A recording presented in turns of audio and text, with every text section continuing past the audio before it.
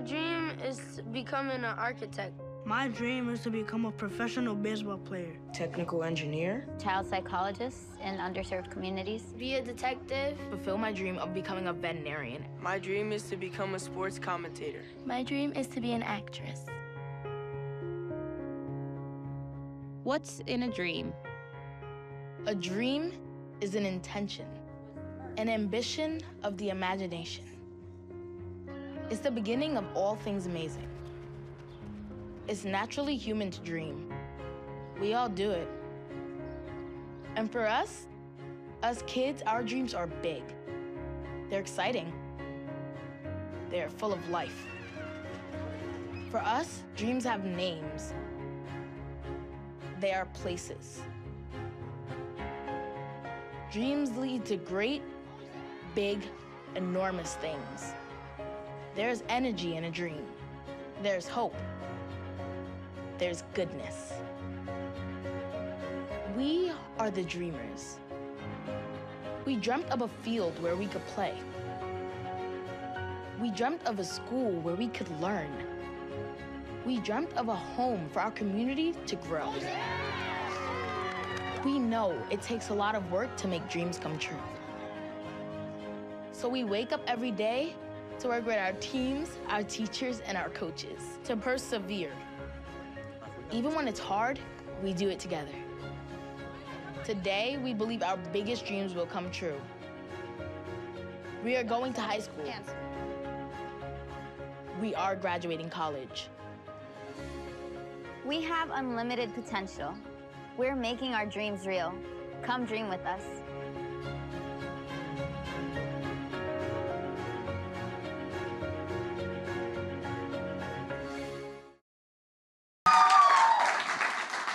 What a beautiful foundation. What a beautiful cause, man. Tell me how you got connected to these guys. So I showed up in New York in 2009 when I signed with the Yankees, and my entire career, starting in Texas, going to Atlanta, and then Anaheim, I always worked with kids organizations, and then really focusing on education, opportunity, and sports sprinkled in there. You know, for me, the reason that I loved Dream, it was Harlem RBI at the time. The reason I loved it was because it focused on the education and the opportunity, but the carrot was baseball and softball. So it's like, hey, kids, come play baseball and softball. Oh, by the way, now that you're here, hey, school, after school, summer programs, all the things that you need for growth as a kid, Dream offers, and that's why I love the organization. Yeah. Did they reach out to you? I mean, how did you find them? Yeah, my sister worked for KPMG here in New York, and KPMG was one of the first one of the initial supporters of Dream. And my sister said, hey, listen, Mark, I know what you love. I know what you love to support. You need to look at these guys. And so I met with Rich Berlin, the executive director at Harlem RBI at the time, and said, hey, Rich, let's do this. You know, how can I help? And he said, well, it's great. You know, come on board. We're building a school. So we need you to help with the school. No small feat. That was the big, feats. that was like, I knew I was all in when we were actually building a new building. That was pretty cool. Yeah. What is it like to get down to those games and meet the kids, actually? Really cool because, you know, these kids, and some are here today. Some of them are here today, exactly. I've seen a lot of these kids, you know, for the last 8 years and seen them grow up. And when you realize the opportunities that they're being given and they're taking advantage of the opportunities, and then they're giving back, you know, the kids that are going to high school and college and then coming back to work for Dream, to volunteer, and some full-time members, full-time employees, that's when I know that it's working, that the kids are staying in the community and they're the ones that are rebuilding this community. Do you step in every once in a while? I play a little first? You know what? I try not to play too much. I like the coaching a little bit more because I don't want these kids to show me up, you know? Do the kids know who you are? Do they know what an icon you are to the New York sports community? It's probably 50-50. I mean, I think a lot of the kids that watch baseball are like, there's Tex, and other kids are like, who's that guy?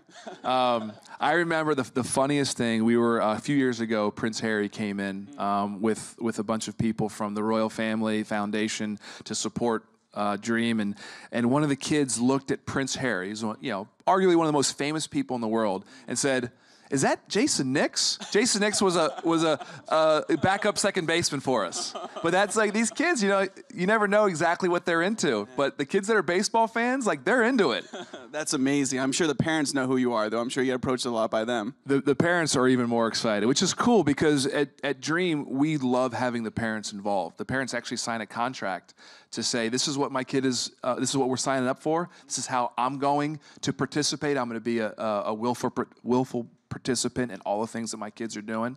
And that's very important to us because it's a year-long program. It's a wraparound program that we try to do everything with the parents' involvement, and it's great. Do you give any sports tips? I'm sure a little mentoring. I mean, what do you give them? Give it to the audience out here. What do you like to tell people? Yeah, so I was with a fifth grade class today. So there's 2 classes in fifth grade at Dream, and I told them a story today about how when I was a rookie, I actually was a third baseman, and my manager came to me and said, hey, you know what? We have a better third baseman. I'm moving you to first. And so my initial disappointment was real, and it's like, hey, this is too bad. But then I became a Gold Glove first baseman. So the story I told the kids in the classroom was like, hey, listen, guys, you're in fifth grade. This is real life now. You're getting graded. You're taking tests. Sometimes you're not going to get an A. Sometimes you're not going to be the center fielder if you want to be. You're not going to be the starting pitcher. Sometimes you're going to be on the bench. And you have to fight through those disappointments and take any disappointment and figure out how you're going to make it a positive. And those are the kind of lessons that I try to tell the kids when I'm with them. I'm sure you get a lot of great stories, kids coming up to you and telling you how to change that. I mean, can you tell us a couple of those or one of those instances? Yeah, I mean, a lot of instances with injury. So I broke my ankle in college right before I got drafted, and I was going to be a first-round pick and all this stuff, and I broke my ankle, and I had surgery. I had 2 screws in my ankle, and I'm like in the hospital.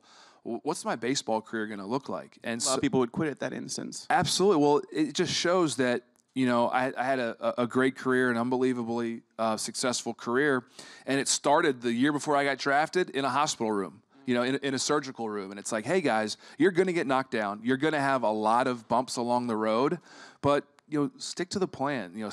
Keep working hard, stay the course, and, expect those bumps in the road because it'll help you get through them. I mean, you've stuck to this plan for a while now. I mean, we had a couple we showed that video before. There was a couple kids who mentioned wanting to be baseball players. How early did you know? I knew really young. I was 5 years old, and our first assignments in kindergarten, hey, what do you want to be when you grow up? I want to be a Major League Baseball player. I grew up in Baltimore, a huge Oriole fan, and I just always knew I wanted to play baseball. And not everyone gets to do that. I'm very lucky, extremely blessed to be able to play a game for a living. But I think the message that I try to tell kids is that just find something you love. And it may not be baseball, but medicine, animals, teaching, whatever it might be. If you love to do it, you'll put the work in to make yourself great at it, and then you can possibly have a job later in life. You said lucky, but I'm sure there's a lot of work in there too. Tell me about the work that you put in when you were young. A lot of sacrifice. I didn't go to a lot of high school dances. I didn't go to a lot of high school parties.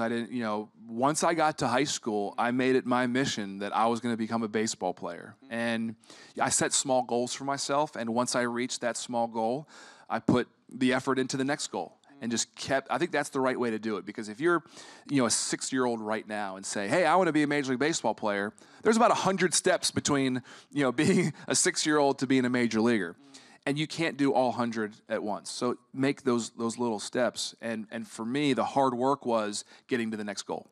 And all the sacrifice was all worth it because I got to that next goal, and then I created a kind of a new list or a new plan to keep moving up the ladder. I'm sure that was like a lot of batting cages, by yourself, that sort of situation. Yeah, I loved working out. I loved hitting. So, I remember in my basement, I had a cinder block basement, unfinished, and I had a lacrosse ball and my glove, and I would throw that lacrosse ball. It's like something out of Rocky you're describing right now. And out for hours and hours, I would spend downstairs in my basement, and that's one of the reasons I was such a good first baseman is because I learned my hand, kind of that glove reaction. Work. Exactly, that glove work was huge. I remember going to the park by myself and running by myself in high school. I remember remember lots of workouts where, my friends were kind of in the corner joking around and not really doing what they were supposed to be doing. And I was finishing up that last set or doing an extra set. So it's those little things that actually matter in the end. You mentioned Baltimore, and I'm sure a lot of that's having somebody to look up to. I mean, did you have a ball player that you were looking up to that whole time? Yeah, so number one was Eddie Murray. I'm a switch hitter because of Eddie Murray. I loved going to watch him play at Old Memorial Stadium, and then later in his career, he bounced around a little bit, but I followed his career later after he left the Orioles. And Cal Ripken, obviously the Iron Man. I mean, this guy, playing in 2,600-plus games straight. That was amazing. I had a small streak early in my career of like 508 games, and I was very proud of that. But people were like, "Hey, you'd have to do this for like 15 years more to get to Cal." So it puts in perspective how great Cal Ripken was and how durable he was. Did you have the ball cards, the posters? I mean, tell me about that fandom. I was all in, and I think any kid that wants to be great at anything has to be all in. Unless you're a genius, and there's just not many geniuses out there that just one day can figure something out and say, I'm going to go do it, you have to put the work in, and you have to be all in. And for me, at a young age, I was all in, and kind of did everything. Everything was baseball cards, posters in my room. I played other sports, too. I played basketball and soccer, and like backyard football. I played every day after school, and then I was always active. That was one of the things that helped me as a professional baseball player.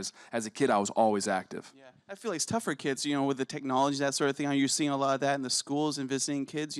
Them getting their heads out of their phones, that sort of situation. I'm seeing it with my own kids. I have an 11-year-old, 10-year-old, and 7-year-old, and we have to rip those iPods or those Nintendos out of their hand because there's a lot of cool stuff on YouTube. There's a lot of cool stuff on the internet, on Yahoo, on AOL. Mark Teixeira highlights, hits like that. Exactly. If you want to talk about those things, are great. But there's a lot of content out there, and kids can easily just be glued to a screen, whether it's a TV or a phone or a video game. They can be glued to that. But we force our kids to go outside to play, and then they love it, right? Like they love playing. But sometimes you have to force them to go out and take their screens away from them.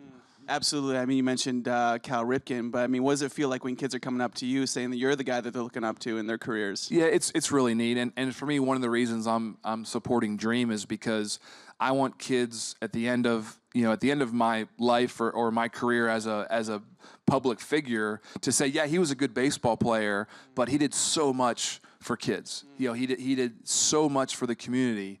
Because baseball it's a very finite feedback. Hey, you played these games, you won these games, but then it's over with. In 5-10 years, people aren't going to care how many home runs I hit in 2005. People don't care. But if you make a difference in a kid's life, that helps their children, and that's generational. And I think that's what's more important for me is to make sure that I'm doing the right things for kids and for the community.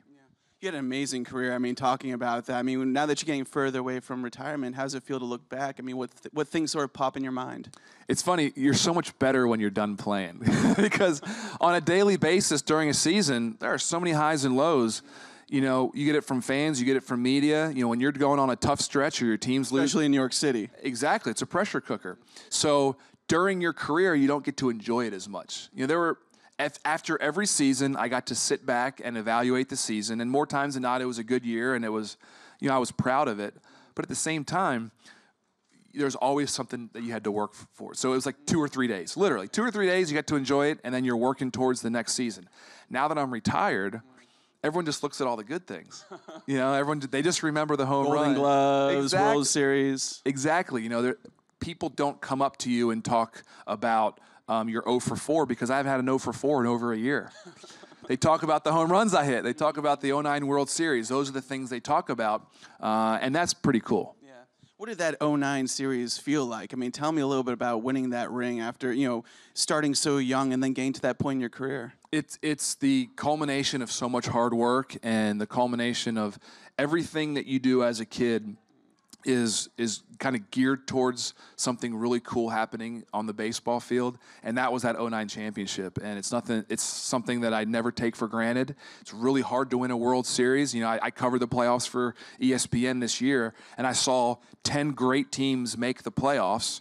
We probably thought 8 of them really had a chance. And we looked at 8 of those teams, and we said 8 teams have a chance to win this World Series, but only 1 did. And that just proves how hard it is to win. So I relish that year and cherish all those moments. What's it like to still be sort of involved in the sport and the organization and be talking about it? Do you still stay in touch with all those old players and everything? I do. You know, I work for ESPN part-time, and I also do the Michael Kay Show. I'm actually going to be calling in today at 5 o'clock because I wanted to stay just close enough to the sport because it meant so much, has meant so much to me. I enjoy talking about baseball. I enjoy breaking down games and players and looking forward to, you know, hey, this prospect's coming up, and those kind of things are fun. And for me to be able to do that on my time is really neat because I get to still spend all the time with my family that I want and do all the cool things that I never got to do during my career. Yeah. What did you think of analysts when you were coming up and you were playing? I mean, you know, sort of flipping the script a little bit. It's got to feel fun. That's a great question. You know, I looked at the meeting and I was like, why did that guy say that? Why did he say that? And especially on TV, I realized, well, they have to talk about something. I mean, really, you know, so you know, when I'm on ESPN, we have an hour. Educated guess. You have to make some sort of educated Exactly. guess. You know, you're on ESPN for an hour. You have an hour-long show, and something happens, or you have to look forward to something. You have to fill that time with, hey, let's talk about Teixeira's struggles, or let's talk about how he's doing well. And so when they were singling me out for my struggles, I'm like, hey, you know, why are you guys doing that? And then I realized, well, they have to talk about something, and it's good that they were talking about me at all. Because the 25th man on the roster doesn't get talked about. And so I was lucky enough to have a successful career that they want to talk about me at all. Yeah. What was it like playing in New York City, obviously, you know, having the entertainment here, the nightlife here? Obviously, you had a team that was getting a lot of attention. What was it like playing here? It was super cool, and I'm glad that I finished my career in New York because I got to see Texas Rangers, which was great, Atlanta Braves, loved it, Anaheim Angels, lived on the beach for a couple months. It was just the coolest thing in the world. But there's something special about playing in New York, especially for the Yankees. And all the history, the media attention sometimes can be a lot. But again, you realize people care. Especially when you're there with Alex Rodriguez and Derek Jeter. There's a lot going on in my time in New York. But I think the cool thing is that the worldwide reach. I mean, people would send me text messages or you know, throw something up on Twitter where there's a guy in China with a Teixeira jersey. Like, that's really cool. That people in China know who I am and watch the Yankees, and so everything that you experience as a Yankee, especially when you're winning, is something I'll never forget. Yeah. Can you tell us a little bit about that, being in that dugout and talking to those guys? I mean, what's that feeling like, that camaraderie? Yeah, camaraderie on a team is great, and that's why we are so involved with baseball and softball at Dream, and that we stress the importance of teamwork, because everything in life has to have teamwork. You know, there's nothing that you can accomplish without the help of somebody else or a team of other people. So when you're in the dugout or you're in the clubhouse and you're working towards a common goal, it's you don't have to agree with everybody. You don't have to be best friends with everybody, but you have to work with them. And as long as you have that same goal, you're going to have a lot more fun working towards that goal with others. Yeah. What's it like to sort of see this season, obviously incredible season for baseball fans, a tough one if you're a Yankees fan, obviously with the results. I mean, what was it like watching that happen from your position? Yeah, really happy for the Astros. My initial reaction from the Yankees season was, oh, man, too bad they didn't win. But then you really look back at what was accomplished, and you have to feel good about this team and where it's going. I mean, the Yankees franchise is set up to be good for a long time. And that's really exciting for Yankees fans, I think, because we enjoy watching winners. And I was a part of some really good winning teams. I was a part of some teams that didn't make the playoffs. New York baseball is a lot more fun when the Yankees are winning. So I think the entire city is going to have that energy behind them over the next few years. And now that you're looking at it from the outside in, or maybe you have a couple contacts in there, I mean, what are you hoping for free agents? Obviously, there's a lot of talk about managers. Yeah, I don't think the Yankees need to do much, honestly. You know, we have so, I say we still, but they have so. I think you're allowed at this point. I'm allowed to. The Yankees have so much talent on the roster right now and coming up that this team is set up to win for a long time. I mean, the next 6 or 8 years, you're going to see a couple world championships, or you should see a couple world championships for the Yankees. Are there a couple players that you sort of want to put out there that you hope would end up in New York City? You know, right now, I don't think the Yankees need to go out and get anybody because of the talent that you have. Now, the question will be at the trade deadline next year when they're in first place or close to first place. What will you need? And you don't know that until the season goes on, because I guarantee you someone's going to get hurt. I guarantee you somebody's going to underperform, but you're also going to have guys that are going to overperform. So you don't know what your roster is going to need for the playoffs. And I'm assuming the Yankees are already in the playoffs for next year. You don't know what you're going to need for the playoff run until you get to that midseason trade deadline. Yeah. Who are the guys that are coming up that you're really excited about? There's a few guys that, like the two that stick out the most are Gleyber Torres. He got hurt. He hurt his elbow this year, so he didn't play much, but he's widely regarded as a top 5 prospect in all of baseball. And then a left-handed pitcher, Justice Sheffield. And the reason that I'm so excited about him is lefties that throw over 95 miles an hour don't grow on trees. You don't see those guys. You don't see those guys a lot, so he's got a chance to be really special. Yeah. That's awesome. I'd love to hear what you guys have going on next at Dream and what you're hoping to do. So we have a lot going on at Dream. We always have a lot going on at Dream. And I think the number one priority for us is finding a physical building for our high school, raising the money for our high school.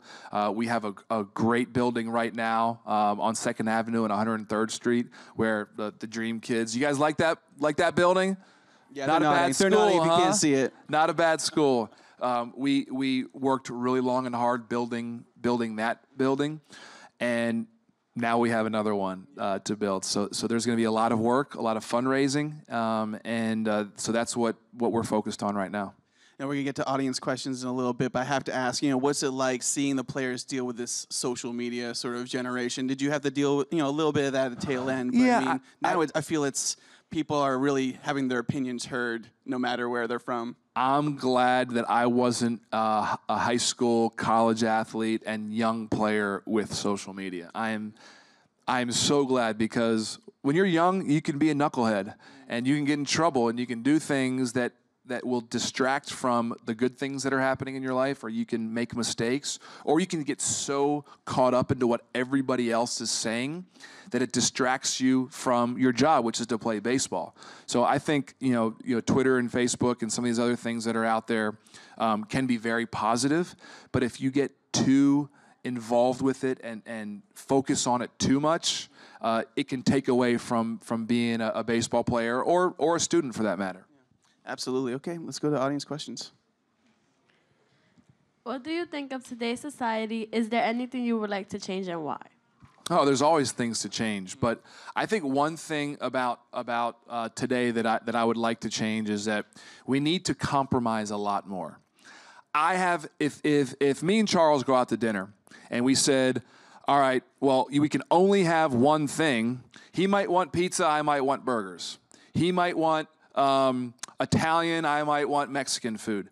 If we don't compromise and we fight, we were just about to have a nice dinner, and now we're fighting because we can't compromise. And that's a small little example. That's an everyday example. We make compromises every day, and they're very, I might have wanted to be here at 12:30, and they said, hey, show up at 12:15. Great, I'll be there at 12:20. Let's compromise. There's always ways to compromise. And we have to, as a society, learn to compromise more, because you can't always get exactly what you want. And it's easy and it's fun, and you have better relationships when you learn to do that. I'm good with all those foods, by the way. I'm hungry now all of a sudden. Yeah, exactly. Burgers, yeah, sounds great. Is there anything you want to change about baseball? Baseball, I think, is on a really good path right now. I'd like to make the games a little shorter, the dead time. And I know that the commissioner of baseball, and I know that a lot of people out there are working on it. They're doing their best. There's dead time. There's too many catcher's visits to the mound. Those little things, I think, can help make those games that are 3 hours, maybe 2.5, 2 hours, 45 minutes. That would help, because the pace of play, it's not necessarily the length of the game, but the dead time in between pitches is a little too much for me. It sounds pretty good to me. Okay, next question. If you could go back in time to any moment in your life, when and why would that be? Oh, that's a great question. I would probably go back to college again. I loved college. I had so much fun. All the adults are all like, yeah, sounds good to me. Nodding our heads. I think everyone is saying that. I loved it. I really enjoyed it. I was playing baseball. I met my wife in college. I was having fun. I was learning to grow up. It was super cool. You heard that, kids? Okay, look forward to college. Okay, one last question. What will you change about yourself and why? That is deep. Nothing. No, that's a tough question just because I don't know if there's anything. I would probably be more patient. I think that's probably the biggest thing. I've been able to do everything I've wanted to do in life, and I think part of it's because I've been very focused on things, but sometimes when you're focused, you don't have patience for stuff that gets you off course. So that would be the easiest thing for me to change, and I'm trying to work on it. I'll keep working on it. Well, Mark, we don't want you to change it all, man. Dream Foundation, the work that you're doing with the Dream Foundation is so fantastic. Thanks so much for being here. Mark Teixeira, guys. Thanks, Give him another round of applause. Thank you.